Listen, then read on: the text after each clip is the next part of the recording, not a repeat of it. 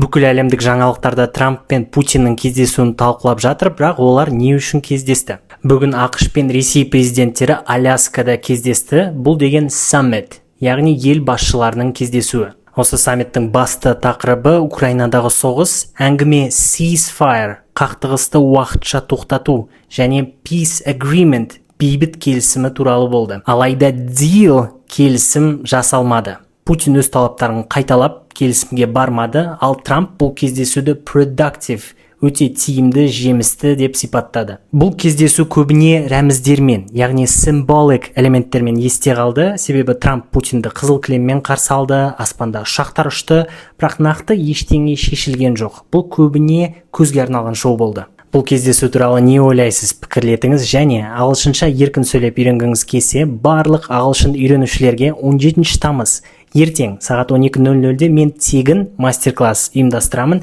Тіркелу үшін менің профилімдегі сілтемеден өтіңіз.